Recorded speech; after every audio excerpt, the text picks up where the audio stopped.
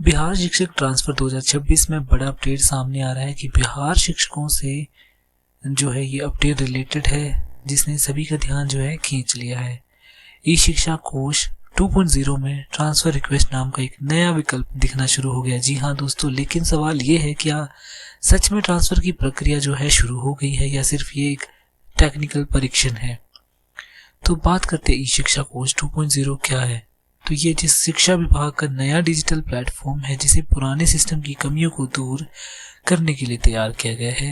ये पोर्टल तेज, सरल और अधिक सुविधाजनक बताया जा रहा है ताकि शिक्षक से जुड़ी सभी सुविधाएं और सेवाएं एक ही जगह उपलब्ध हो सके। बात करते हैं पुराने और नए पोर्टल के बारे में। पहले जो पोर्टल था उसका पता था e-शिक्षाकोश.government.in। अब जो नया संस्करण सामने आया है वो 2.0 डेमो वर्जन के रूप में डेमो e-शिक्षाकोश.government.in पर उपलब्ध है। ध्यान देने वाली बात यह है कि ट्रांसफर रिक्वेस्ट का विकल्प इसी डेमो वर्जन में दिखाई दे रहा है। लॉगिन के बाद क्या दिखाई दे रहा है, जब शिक्षक अपनी यूजर आईडी और पासवर्ड से लॉगिन करते हैं तो डैशबोर्ड खुलता है और डैशबोर्ड के बाईं ओर टीचर सेक्शन दिखाई देता है जिसके अंदर विभिन्न विकल्प दिए गए हैं। टीचर रिक्वेस्ट विकल्प कहाँ है, बात करते हैं। टीचर सेक्शन पर क्लिक करने के बाद बाईं ओर दिए गए मेन्यू 3 लाइन वाले विकल्प पर क्लिक करने पर ट्रांसफर रिक्वेस्ट का विकल्प दिखाई देता है।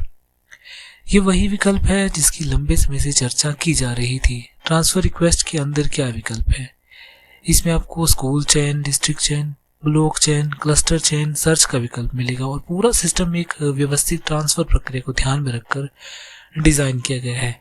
सर्च करने पर क्या हो रहा है, जब शिक्षक सभी विकल्प भरकर सर्च पर क्लिक करते हैं तो सिस्टम एक संदेश दिखाता है कि your profile is not verified, you can not raise a transfer request now.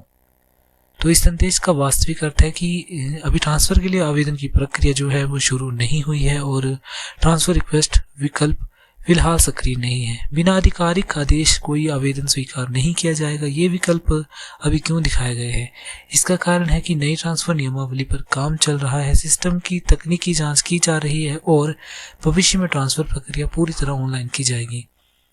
ये एक प्रकार का ट्रायल या टेस्टिंग फेज हो सकता है। बात करते हैं कि आगे क्या संभावनाएं हैं। आने वाले समय में संभावना है कि आधिकारिक नोटिफिकेशन जारी होगा, नई नियमावली सामने आएगी, ट्रांसफर रिक्वेस्ट विकल्प पूरी तरह सक्रिय किया जाएगा।